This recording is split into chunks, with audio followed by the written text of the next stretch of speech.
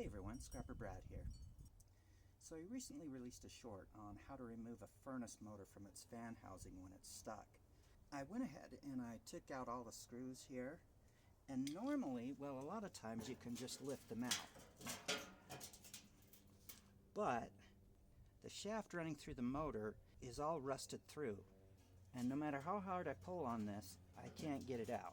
So I demonstrated in that short about an alternative way of pulling this motor out. Now when I filmed that was the first time I'd used that method, and it came out really easy. And now I'm wondering if I just got really lucky, or if that method that I used would work just as easily again. Now this one may be a bit harder to take out, because this one has been sitting out in the weather on its own for quite a while now. Whereas the other furnace motor I pulled out hadn't been sitting out in the weather at all. So let's try that same method here. Now, what I'd normally do is there would normally be some bolts here.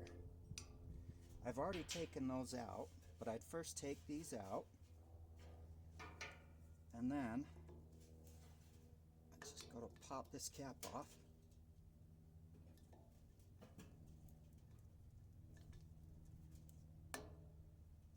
There we go. You can see all that gunk in here that I'll need to clean out. And then I'll just try to pry this aluminum cap off. Now it is very brittle. It's pretty easy to break because it's been sitting out in the weather so long.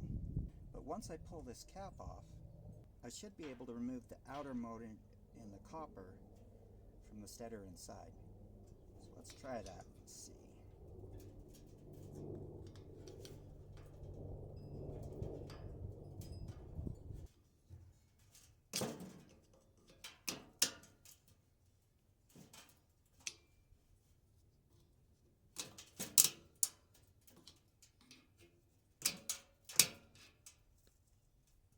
Well, so far this is definitely not coming out as easy as the motor did in the short that I released.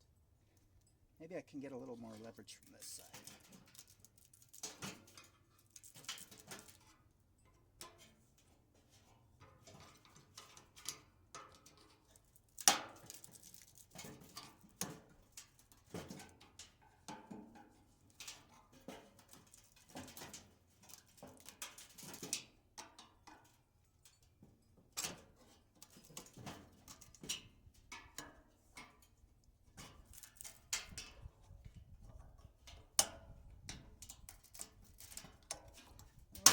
It is coming, but a lot slower than the other one did.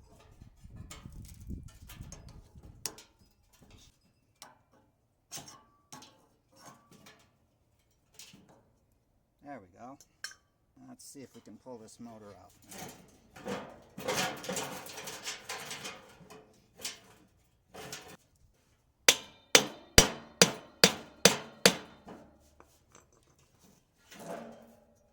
Yeah, there we go.